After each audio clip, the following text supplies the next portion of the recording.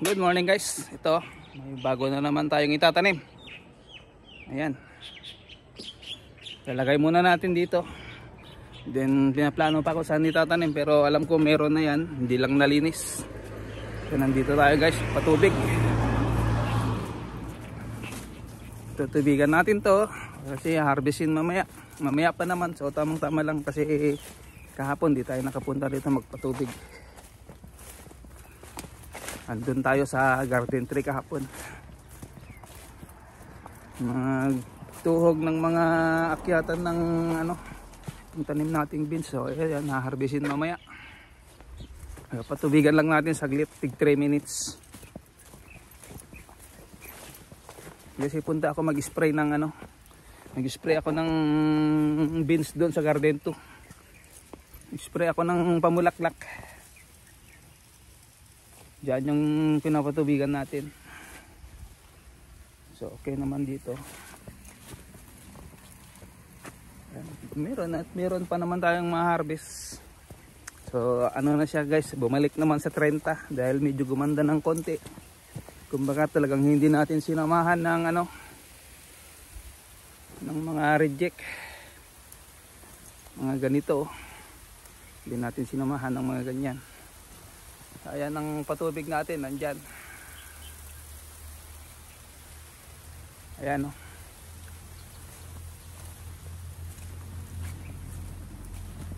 Si dry na lupa. Ayan o. Patubigan lang natin. So ibaba ko muna yung yung itatanim.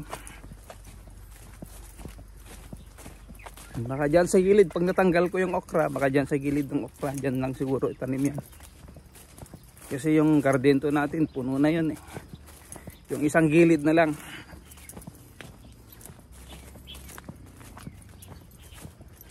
Doon naman kasi sa garden tray, pwede pa naman doon, sa isang gilid din doon sa may dinadaanan natin. Kaya lang malayo. Baka dito lang mas malapit. So ibaba lang natin yun. Ibaba ko lang yun.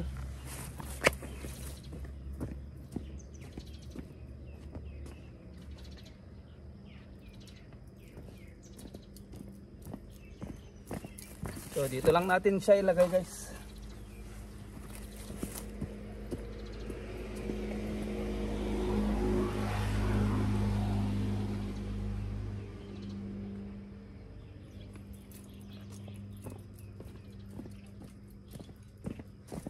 Yan. Bawat tray isang yan, 100 na piraso.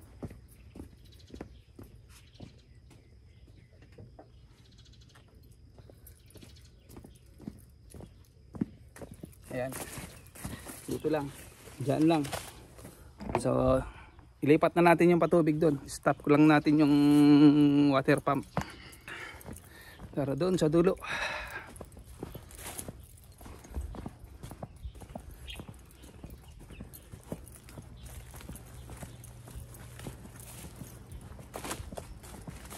Ayan yung ibang naitanim mo. Ayan. So baka dito hanggang doon sa may dulo. Kapag kulang yan tataniman, yung gilid na yun sa kabila, lilinisin natin, madali lang naman yan. Tanggalin na natin yung okra doon and grass cutterin. Then bubungkalin ko na lang yun. Madali lang naman eh. Yan, dito natin lipat, stop natin sa may dulo. Yung mga nireplant okay na rin. Sana maganda kasi pa winter na guys, autumn na rito. Kita nyo naman maulap, maaga, wala pang araw. Alas 7 na guys, 7:45. Hindi yan, makulimlim, walang araw na makita. At yan guys, yan mamulaklak na tong natin. Yung pinakatalbos niya namumulaklak na itong green beans.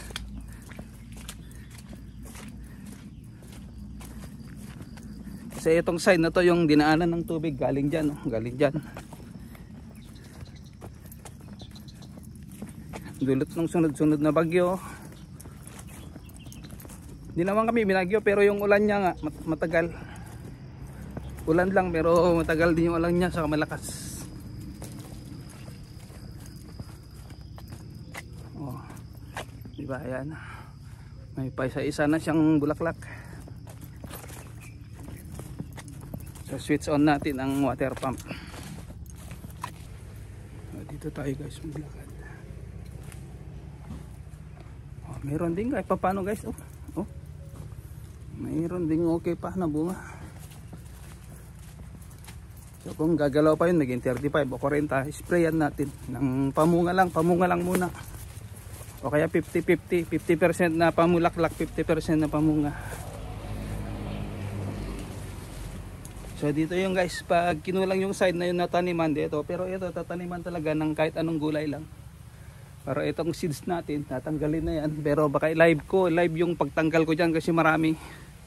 Magkagawin nating live yan, oh. Yan, kita nyo yan.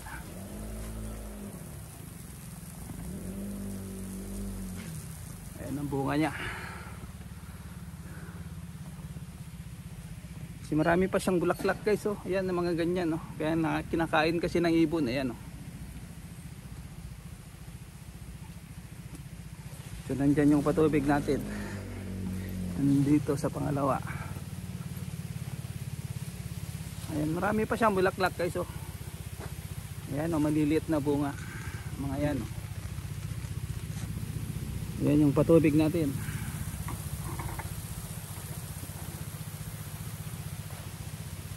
Saglit lang, tig 3 minutes lang.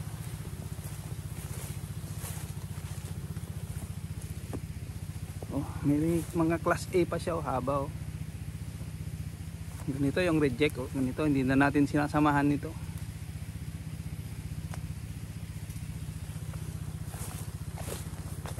Pero pwede naman tong kunin pang ulam.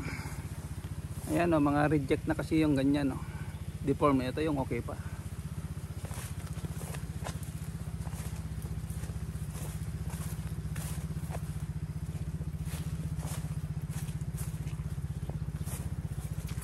Marami pa naman pwede, oh.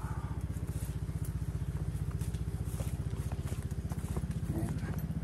Yan ang tatanim natin doon sa may gilid, tatanim ni Mrs. Ano lang yan, tamang tama yan guys, na isang buwan. Pang December natin yan na gulay, pang araw-araw na ulam. Alam nyo na, para sa mga kamag-anak na walang tanim, lalo na yung mga taga city, pag umakyat meron silang makuhang gulay. Kasi sabi ko nga sa inyo, sila yung nagdadala sa amin ng mga karne, isda. Kasi mahal nga dyan, kahit sa bayan mahal ang ano rito, ano, kahit konti lang ang bunga ng green beans, pero ayan, okay na. So pwedeng harvestan mamaya. Kasi ayan, dinadala ni Mrs. dun sa kaibigan, si best friend niyang Marites. Hinintay lang natin yung 3 minutes lang naman, then nililipat na natin dito sa banda.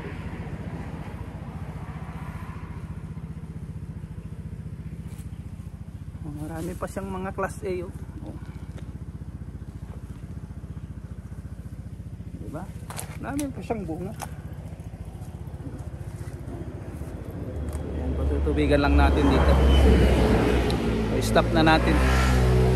Lipat na natin dito sa banda rito.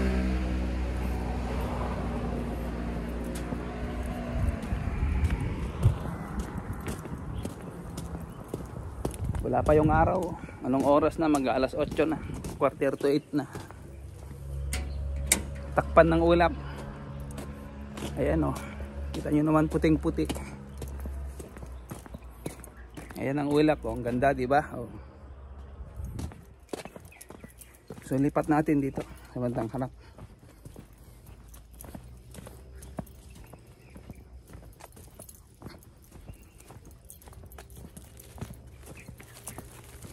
Pupunta na ako mag-spray doon sa ano, sa may beans ng pamulaklak, 100%. Kalimutan ata ni Mrs. to, daanan eh, oh. Yung papaya natin, parang bulaklak, wala namang nabubuo. Oh. Yung mga bulaklak niya, wala namang nabubuo. Yung mga nauna dito, wala na eh. Wala namang bunga na nabuo. Basta bulaklak lang siya. Kasi malamig na kasi guys. Siyempre yung papaya, mga kalahating taon yan. Wala pa namang kalahating taon yan. Pag tanim namin, sabay tanim niya. So magki 3 months pa lang yan. Wala pa, 2 months lang mahigit. Mga 2 weeks pa para maging 3 months. So nga, ang ano style dyan guys, pag ganun pero pag medyo gumanda yung presyo, kasi kung mag-open yung flower farm, sprayan natin yan, bebenta na lang natin dyan. Kasi konti lang naman nung nasa garden 2. Pero kung hindi na okay ang presyo, tanggalin na yan. Papalitan natin ng ibang gulay, baka repolyo siguro kung ano. So switch on lang natin. Ganda ng ulap oh. Malamig na malamig. Autumn talaga. Ayan. Yung patubig natin. Dito na. So labas na tayo guys. Doon na tayo sa labas maghintay. Kasi 3 minutes lang naman yan. Sarado na natin to.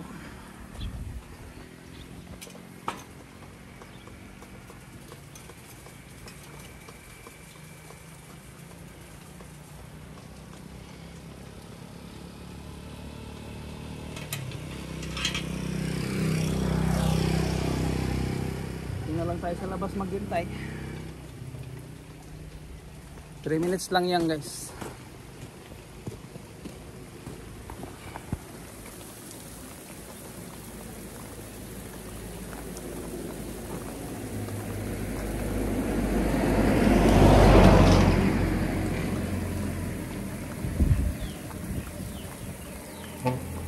Ayan guys, nag-ano sila, nag-check ng kanal, naglinis. So ito inano nila pataas.